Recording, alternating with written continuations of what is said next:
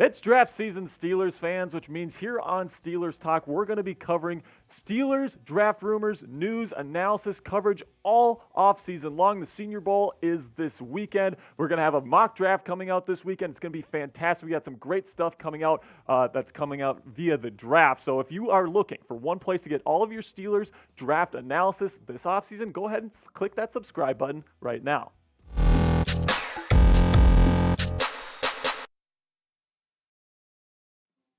What's good, Steeler Nation? We got a great slate of news and rumors for you here on this Thursday. Taylor Lewan has been calling out TJ Watt on social media. We are going to be breaking that down for you here on the show. And then I also have a couple of offensive coaches that the Steelers could bring in as offensive assistants for Matt Canada. I got 3 names. And then also there's a draft candidate that is at the Shrine Bowl that's actually playing in the Shrine Bowl today that reminds me a lot of Antonio Brown. So I'll be revealing who that is, so stick around for that reveal. But let's just jump right into today's news.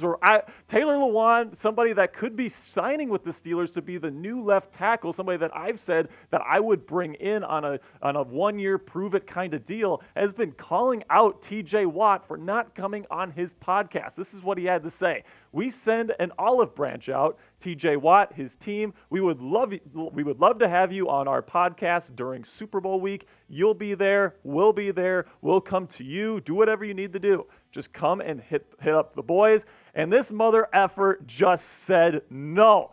And then he goes on to say, we've had our past. Yeah, I've spit in his face. I hit him in the nuts one time. Like, that is, listen, hand up, that's on me. But damn, boys, like, can we turn a page? Let's just turn a page and move on. So this is something that's kind of starting to get a little bit out of hand here, Steeler Nation, and it's worth asking the question, is Taylor Lewan and his beef with TJ Watt something that's going to keep him away from becoming a member of the black and gold? I mean, if these two don't make amends, if these two, can't, turn the page, as Lewan says in his quote, is he going to become a member of the Steelers, or are the Steelers going to just draft somebody or sign somebody else? Because Lewan is somebody that the Steelers could probably get for a pretty cheap contract. It makes financial sense to potentially go get a guy like this in free agency, but with the beef that is existing between these two players, I'm not sure it would be good for the locker room. But let me know in the comment section right now, should TJ Watt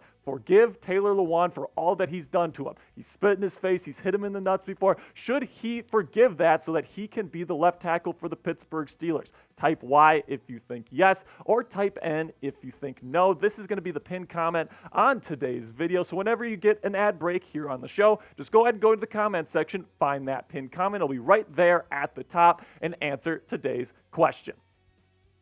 All right, next up here, we're going to stay at the offensive tackle position here because Gerry Dulac had some very interesting things to say as when it comes to what the Steelers' strategy is going to be in replacing Dan Moore Jr.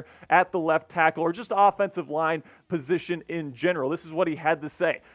So when he was asked if the Steelers are going to go get a free agent offensive lineman, he said no. They have decent offensive linemen. They added 2 last year. They plan to add a more than decent offensive lineman in the early rounds of the draft. So you guys have seen this list before. I've actually updated it a little bit because I've started to really come around on Darnell Wright out of Tennessee. He has overcome Anton Harrison for my 4th spot on my offensive tackle draft prospect rankings list here. This is my list. You guys know I'm a big fan of Broderick Jones, Peter Skoronski, and Paris Johnson Jr. I think there's a pretty decent shot that all 3 of these guys are off the board by the time the Steelers pick, but I really think that they're going to be addressing it through the draft, just like Dulac says here, with Lewan and TJ beefing right now. It certainly seems like the Steelers are going in the direction of the draft to address that position as opposed to free agency. So before we get into everything else on the show today, let's have a word from our sponsor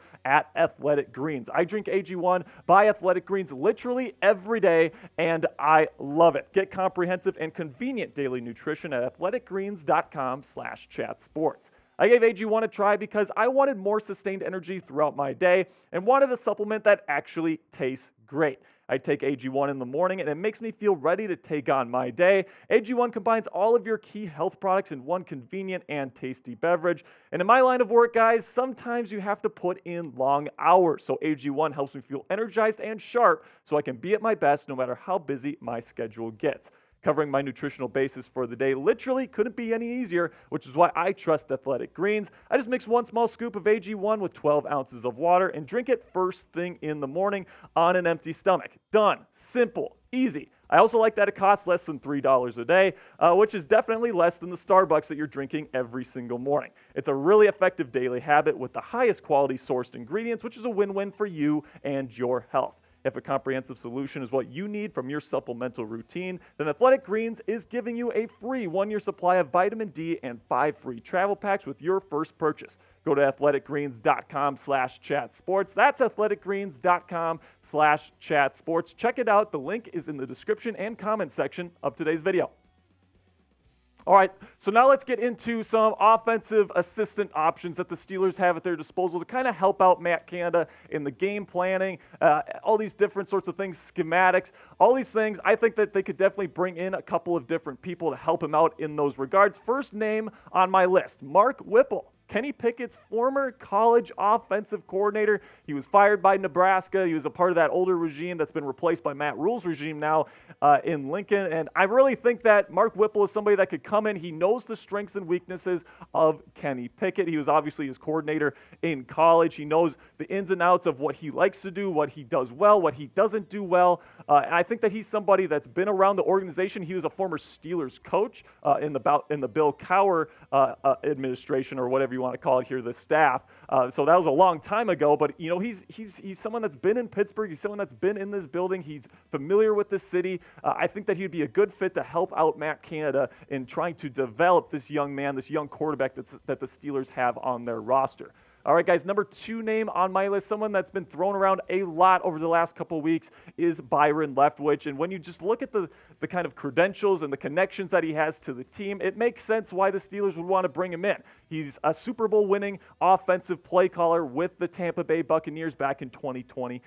And, you know, with Tom Brady, all that good stuff. He's a former Steelers backup quarterback, so he's got that on his resume as well. So he has a really good connection, personal connection with Mike Tomlin. And Mike Tomlin knows what this guy's about, hard worker, all these different sorts of things. So it makes sense, you know, someone that's been a Super Bowl champion as an offensive play caller, to bring him in to help out Matt Canada. And then finally, Scott Turner, former offensive coordinator for the Commanders. Norv Turner's son, somebody that has adopted that run and shoot style of offense that his dad was famous for cultivating. A guy that really works upon the power run game. We saw Matt Canada and Najee Harris really start to prioritize the power run game. And then with George Pickens on the roster, they could really look to implement some run and shoot elements here where they're developing the power run game and then throwing the ball deep to guys like Deontay Johnson, to guys like George Pickens, who's one of the best 50-50 ball receivers in the National Football League. So I think that this run and shoot style of offense, if you can implement it to some of the things that they already have in Canada's offense, I think it could be a good fit for the Steelers personnel. All right, guys, go ahead and give me a name in the comments section. Who would you hire as a senior offensive assistant for the Pittsburgh Steelers? Is there someone that I missed? Is your favorite guy on my list? Doesn't matter. Go ahead, put a name in the comment section right now. All right, so the Shrine Bowl, it is happening today. The practices have gone on over the last week. These are the 4 guys that I have heard have just been absolutely blowing up the Shrine Bowl. Zay Flowers, without a doubt, has been the number 1 guy that I have heard about. Apparently, he hasn't lost a single rep, not one rep in one-on-one.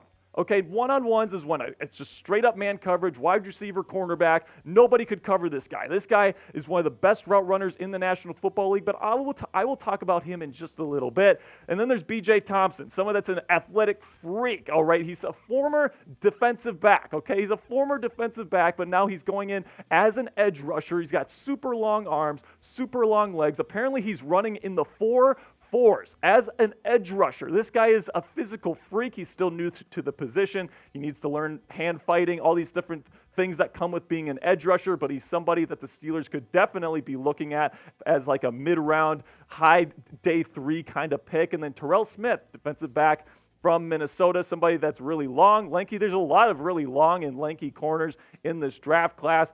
Somebody that is probably going to be available on day 3, someone that could potentially play right away.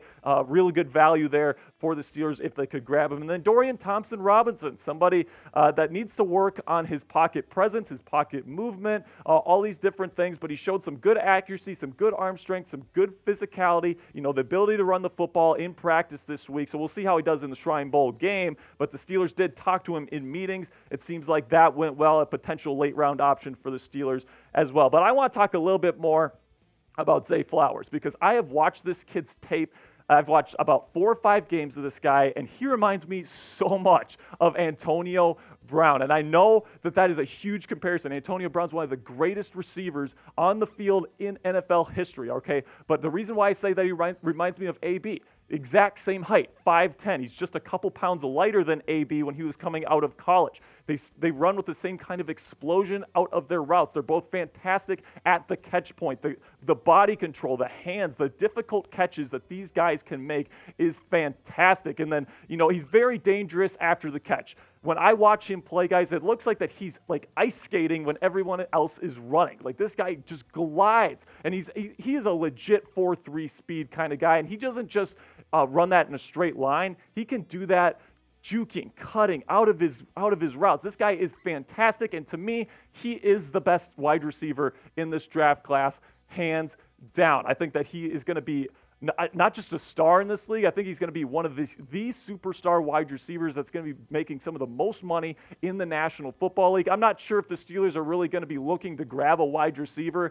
They're at number 17 overall. They just have other needs, like we talked about today, probably trying to get a left tackle either the first round or the second round. But at the end of the day, guys, this guy is a special talent, and I just didn't want to go without giving him his flowers and giving him his due as just a really, truly special football player and a great prospect. All right, guys, before we say goodbye for the day, here is your reminder to go subscribe to the channel. We are starting live shows next week. We said it was going to be this week, but there were some weather complications this week, so we're going to be starting it next week, Thursday. So if you want weekly live shows talking about the Steelers, talking about free agency, talking about the draft, weekly mock drafts here on the channel, go ahead and subscribe to the channel. And don't forget to turn on notifications to get notified whenever we go live and whenever we put out new videos.